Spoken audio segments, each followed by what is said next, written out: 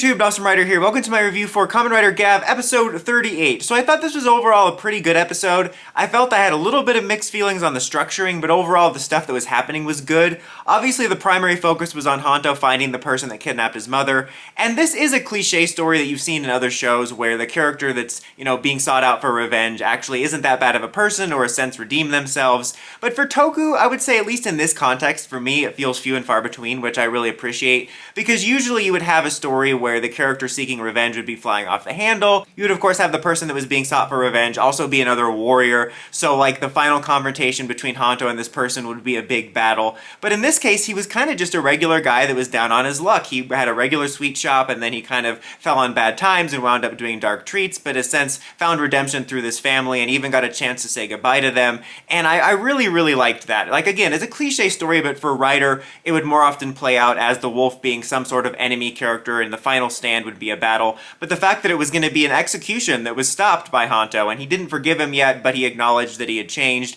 and that he was also important to this kid's life and didn't want to take away somebody from this kid's life like was done to him, which I thought was really great. The whole thing reminded me a lot of revenge plots in media in general that it seems like fans can't find empathy for. Thinking a lot about The Last of Us, where they have really a hard time taking anybody's perspective, but I love Joel. Just that happened to be on my mind a lot lately, especially with the recent season. But I thought that was a really interesting way of doing it. Obviously now, any other potential is kind of cut off by Glotto taking him out, which is interesting. I'll be curious to see if maybe she was the one that recruited him, because it seems like she might have been involved with, or it seems like it's strongly implied, I'm not sure, I can't remember, that she killed Lakia's brother. But anyway, I just thought that was really well done. I like the way that played out. And I also just appreciate like how much it showed Hanto's growth. Like even the fact that he was willing to sit down and hear the guy out before anything else happened was refreshing. Because even in other series where you would have a character like Hanto that had grown, usually the Toku character is the first one to fly off the handle, start screaming unforgivable and throwing punches. So even before anything went down, I appreciate that he was willing to hear him out.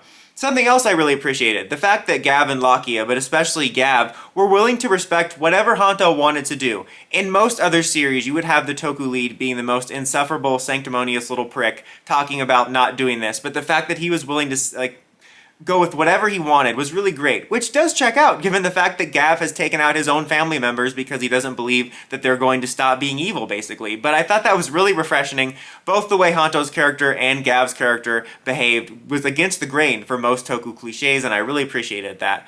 You also did further the plot with Jeeb becoming our third Dark Gavv variant, probably our best and most interesting, in my opinion, Dark Gavv variant, Sen Suga, who I'm still very disappointed didn't spend longer in the suit. So much build up for that. The clone Shoma made sense for the time, and I didn't mind that, or if they wanted to explore that, but Suga felt right in that suit, Suitga.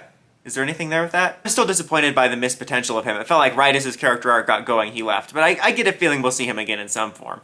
Regardless, though, I thought it was an interesting development, kind of an interesting branch for that since it's based off of French fries or potato sticks or something, and all the other ones have seemingly been cookie-based.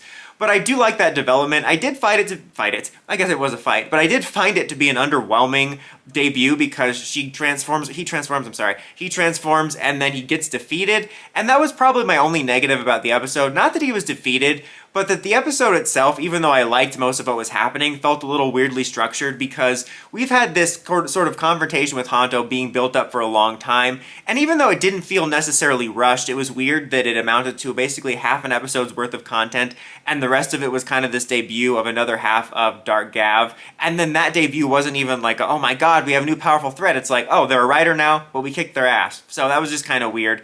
There is a lot more going on with Glotto now, which I really do like. Like, we've started to show them off more and have that but that moment of when they took out the person that Hanto just forgave. So I do like that they're coming a little bit more into the forefront. So yeah, as far as the episode, I felt it was a little bit structurally weird, but I really am enjoying everything going on, and I'm interested to see where we go since we only have probably about 10 or so episodes left, and I'm curious to see where the end game takes us. But anyways, guys, until next time, don't forget to like, comment, subscribe, and climb the steps and ring that bell to get notifications for my videos. Sen Rider, signing out.